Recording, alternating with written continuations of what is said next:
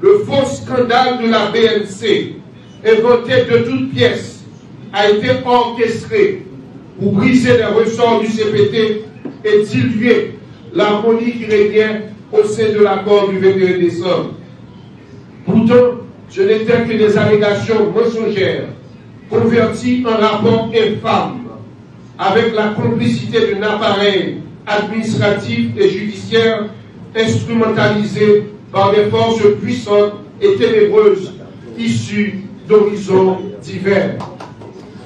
Un rapport malhonnête qui est plus passé 17 comptes aux gens avec la loi là-dedans. Un rapport qui fait pour tenter de détruire 3 membres CKPT. Côté, il a attaqué la personnalité. Côté, il a sorti dans 100 millions de gouttes, il a atterri dans 4 crédits BNC. Il y a un rapport qui va tout le monde qui qualifie de ça, il y a un rapport tête en bas, qui crée plus confusion à Monti. Mais m'annonce, me faire recours que la loi donne droit pour me faire en tant que citoyen et vous êtes prêt que la Constitution et la loi qui se boussole nous, n'a fini par remporter victoire sur malfaiteurs qui pensaient que nous avons tremblé, nous avons faibli devant manipulation et persécution.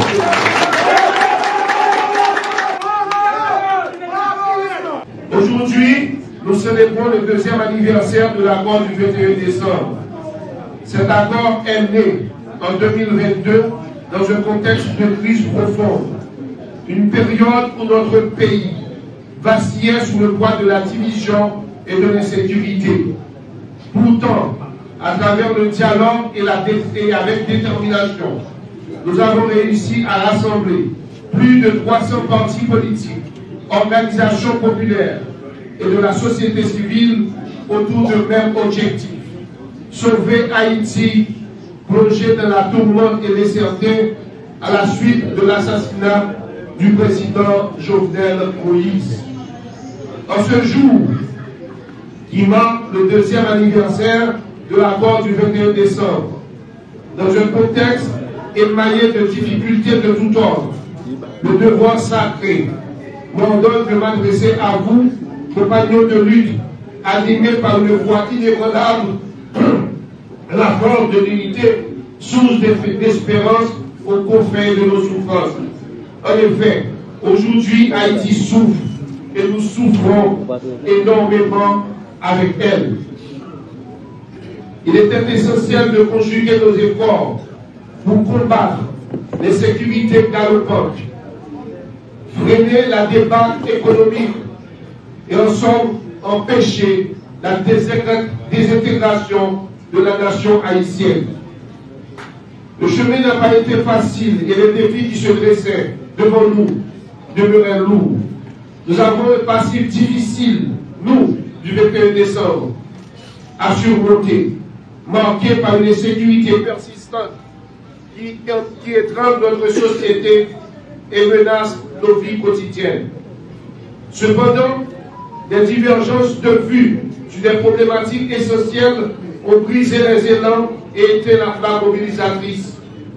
Le Premier ministre Ariel Henry en a fait les frais malheureusement jusqu'à succomber sous le poids d'une transition minée.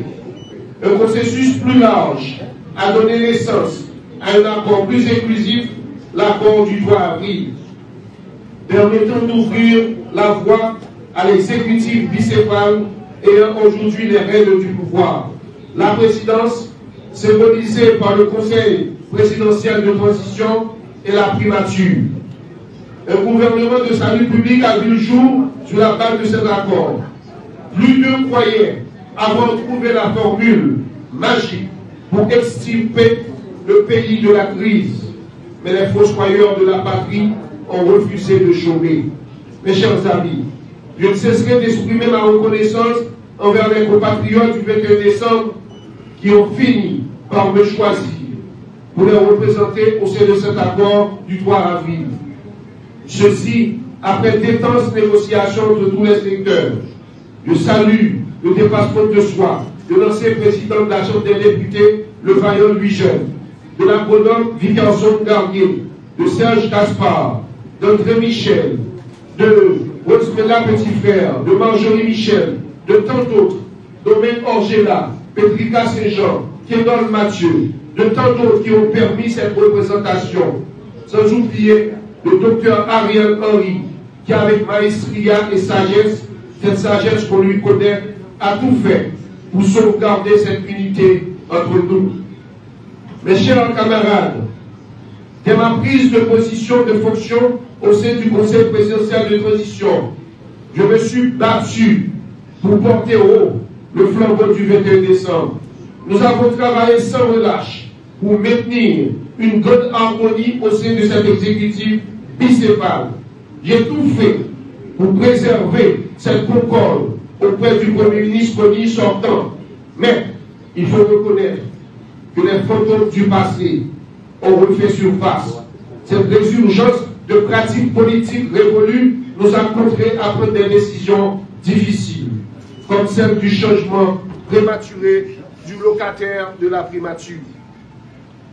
Cela ne fait que confirmer notre détermination à trouver des solutions pour le bien de la nation. Dans leur objectif ô combien odieux de déstabiliser le pays, des outils, des jeux plus insolites et pernicieux que d'autres ont été utilisés. Le faux scandale de la BNC, inventé de toutes pièces, a été orchestré pour briser les ressorts du CPT et diluer l'harmonie qui régnait au sein de l'accord du 21 décembre. Pourtant, ce n'était que des allégations mensongères, converties en rapports infâmes, avec la complicité d'un appareil administratif et judiciaire instrumentalisé par des forces puissantes et ténébreuses issues d'horizons divers. Un rapport malhonnête qui est plus passé 17 propres jambes avec la loi là-dedans. Un rapport qui fait pour tenter de détruire 3 membres CKPT. Côté, il a attaqué la personnalité. Côté, il a sorti dans 100 millions de gouttes, il a atterri dans 4 crédits BNC. Il y a un rapport qui va tout le monde qui qualifie de ça, il y a un rapport tête en bas, qui crée plus confusion à menti. Mais m'annoncer, me faire recours que la loi doit me faire en tant que citoyen et vous êtes prêt que la Constitution la Constitution et la loi qui se bougent sur nous n'ont fini par remporter victoire sur malfaiteurs qui pensaient que nous avons tremblé, nous avons faibli devant manipulation et persécution.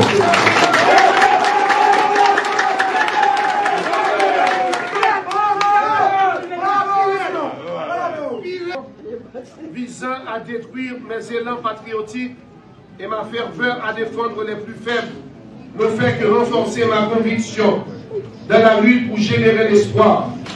Tout est humus. Seul le verdict de l'histoire compte.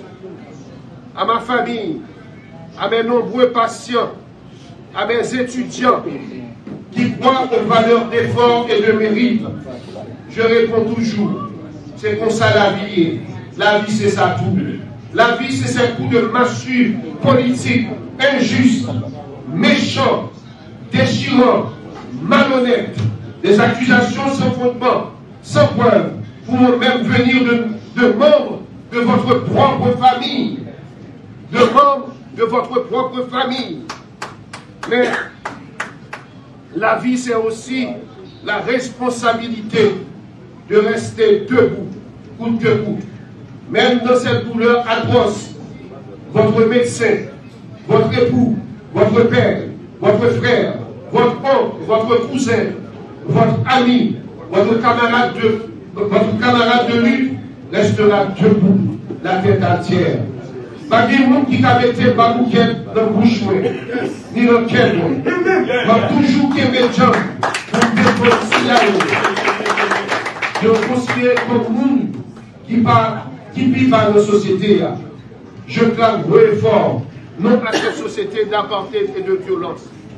N'a rappelé encore une fois à la population haïtienne, à mon capitaine de nous là.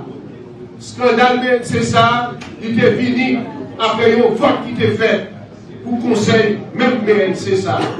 monde qui pas d'accord, monde qui toujours campé, pour capturer l'État, ils dit qu'il y a prouvé à faire. Mais nous résister. Nous sommes un peuple résilient. Nous avons fait preuve de résilience et de résistance pour faire face à cette persécution politique qui n'a pas encore dit son dernier mot. Et nous sommes là, nous sommes prêts à nous battre jusqu'au bout.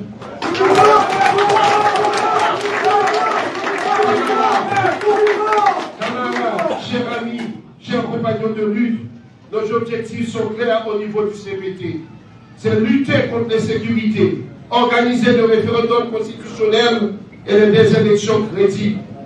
Nous nous battons sans relâche contre l'insécurité, ce fléau qui frappe nos populations innocentes et divise notre nation. Nous avons vu aujourd'hui, à l'heure où je vous parle, au niveau du CPT, le président Leslie Voltaire, coordonnateur du Conseil présidentiel de transition, en compagnie de plusieurs ministres, sont actuellement présents en Colombie. Bon, c'est demain, en Colombie, pour organiser un conseil binational de ministres. Tout ceci, c'est dans le cadre de notre engagement pour lutter contre cette insécurité et cette misère, cette précarité qui s'abat sur le sol haïtien. Je l'ai gentil, tout pays a senti qui Jean, PNH là, FADH là, à bataille. Il a fait ça au cap à journée jeudi. Dans la Tibonie, ici, pour frapper ensemble avec force MMSS là, contre l'insécurité. Je vais profiter de demander de Gérard Normine, Rameau, qui a fait un gros travail, c'est vrai, pour ne pas oublier mon Port-au-Prince à tout pays, Captain pour retourner l'hôpital général. Dans le moment où je parle là, ça fait, ministre santé n'est pas présent. Côté m'a parlé avec l'homme sous table, c'est lui-même qui a fait une vidéo. Côté actuellement la nettoyer dans l'hôpital général. Nous sommes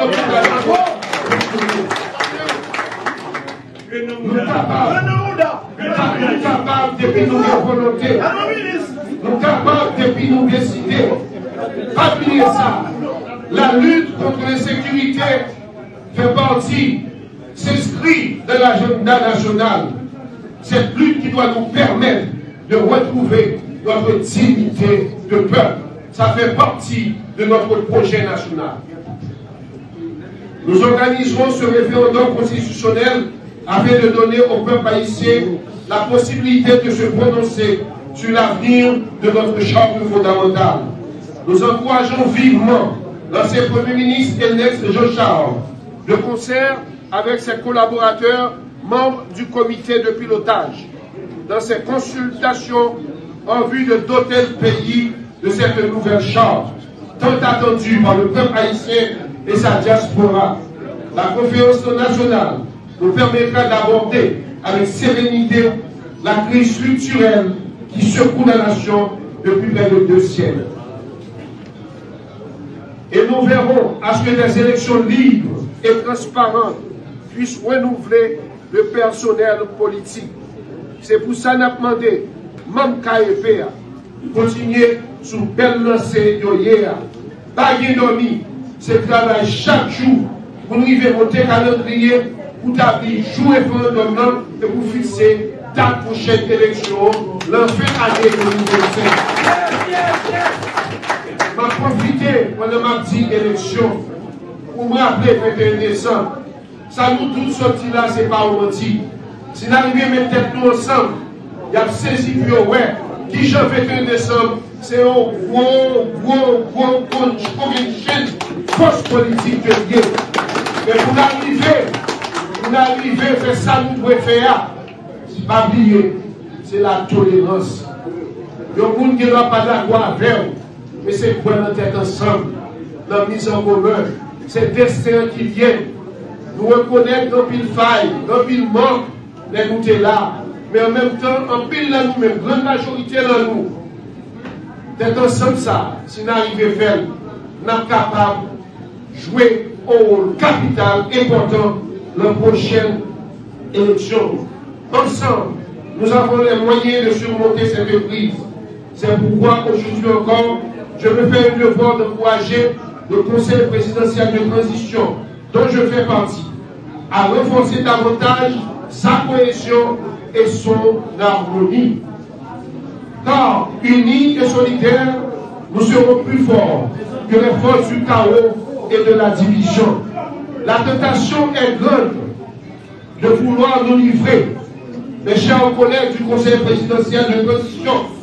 La tentation est grande de vouloir nous livrer à des luttes de pouvoir improductives, voire destructrices, susceptibles de nous entraîner vers une implosion non souhaitée. Et puis, par qui tête ensemble, comme la Bible dit, nous connaissons depuis le royaume divisé, la crasé. Et c'est ça qu'ils ont envie. Si on monde dans ces pétés, je dis, nous faisons preuve en pile d'harmonie, en pile concorde, en pile dépassement de soi. Mais il faut toujours qu'il là. Sinon, ennemi, c'est là pour aller avec nous, pour craser nous. Rappelons-nous, aux membres du CPT, que le ministre, l'ambassadeur, secrétaire d'État, directeur général, ce ne sont que les collaborateurs du CPT et aussi du gouvernement. Ceci dans l'intérêt supérieur de la nation. Quitte au ministre, quitte au directeur général, au ambassadeur, je dis, c'est un collaborateur CPT allié à tout chef gouvernement. Il n'y a pas pour eux créer CPT, il n'y a pas pour l'autre. Nous devons arrêter cette lutte incessante pour le pouvoir.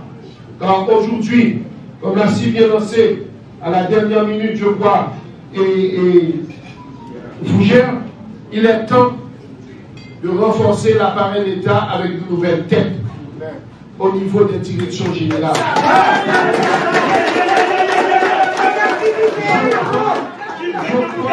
Je crois à la force de notre peuple. Nous avons prouvé à maintes reprises, lorsque nous agissons ensemble, rien ne peut nous arrêter. C'est dans cet esprit d'unité, de travail acharné et de détermination que nous avançons vers une Haïti plus forte, plus stable, plus juste et plus prospère. À vous, mes compatriotes du 21 décembre, je vous souhaite un joyeux temps de fête malgré la situation difficile que nous traversons. Merci à vous tous et que Dieu bénisse.